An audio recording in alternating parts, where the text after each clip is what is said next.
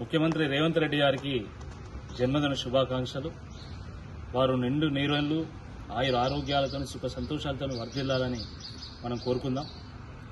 కానీ ముఖ్యమంత్రి గారు కనీసం తన జన్మదినం రోజైనా రాజకీయాలు లేకుండా వాటికి దూరంగా ఉంటాడని అనుకుంటే ఆయన జన్మదినం రోజు కూడా ఆయన రాజకీయాలు చేయడానికి ముందుకు వస్తా ఉన్నారు. ఇది చాలా దురదృష్టకరం. ఎందుకంటే ముఖ్యమంత్రి స్థాయిలో ఉండి ఆయన 15 ఆగస్టు వరకు నేను 2 లక్షల రూపాయల రుణమాఫీ చేస్తామని మాట ఇచ్చింది. రాజు మాట ఇచ్చి తప్పితే దాని దుష్ప్రభావం ప్రజల మీద పడుతుంది, రాజ్యం మీద పడుతుంది. దాన్ని తగ్గట్టే ఆయన మాట ఇచ్చి తప్పిండు కాబట్టి ములుగులో అడవులు పడిపోయినాయి.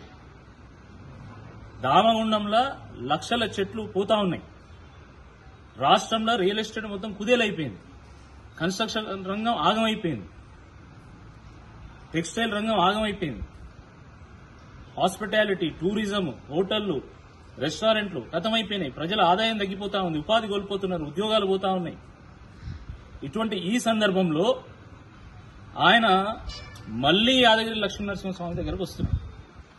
ఆ రోజు యాదగిరి లక్ష్మీనరసింహస్వామి దగ్గర మాట ఇచ్చి మాట తప్పి ఈరోజు మళ్లీ లక్ష్మీనరసింహస్వామి దగ్గర పోతున్నారు. కాబట్టి ఆయన పాదయాత్ర కాదు చేయాల్సింది, ఆయన మోకాళ్ల మీద లక్ష్మీనరసింహస్వామి గుట్ట ఎక్కి ప్రాయశ్చిత్త యాత్ర చేయాలి.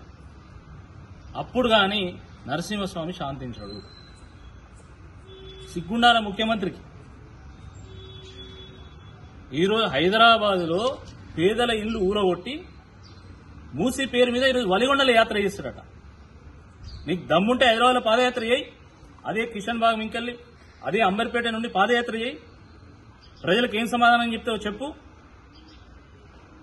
ప్రజలు ఎగబడతారు కాబట్టి, ప్రజలు నిన్ను నిలదీస్తారు కాబట్టి, నీ దగ్గర సమాధానం లేదు కాబట్టి ఏదో తప్పించుకొని ఇక్కడ వలిగొండల పాదయాత్ర చేస్తావు. నువ్వు చేసేది పాదయాత్ర కాదు, ఇది పాపపు యాత్ర, ప్రాయశ్చిత్ర యాత్ర. ప్రాయశ్చిత్తం కోసం ఇది యాత్ర చేసినట్టు ఉన్నది.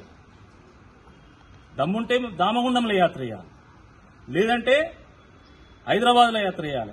అది వదిలేసి వచ్చి ఈరోజు వలిగొండల యాత్ర చేస్తావు. అయినా నువ్వు పాదయాత్ర చేయాల్సింది వలిగొండలు కాదు, నువ్వు పాదయాత్ర చేయాల్సింది రైతుల కల్లాల మీద పాదయాత్ర చేయాలి. నువ్వు పాదయాత్ర చేయాల్సింది ఛిద్రమైనటువంటి మా చేనేతల మగ్గాల దగ్గరికి పోచంపల్లి దగ్గర పాదయాత్ర చేయాలా, లేదా ప్రతిరోజు ఆసుపత్రిలో పాలవుతున్నటువంటి గురుకులాల వద్దకు పాదయాత్ర చేయాలి. ఆగమైతున్నటువంటి మా రైతన్నల దగ్గర పాదయాత్ర చేయాలి తప్ప మీ సోకుల కోసము, మీ రాజకీయాల కోసం పాదయాత్ర చేస్తే తప్పకుండా ప్రజలు నిలదీస్తారని చెప్పి ఈ సందర్భంగా నేను గుర్తు చేస్తా ఉన్నాను.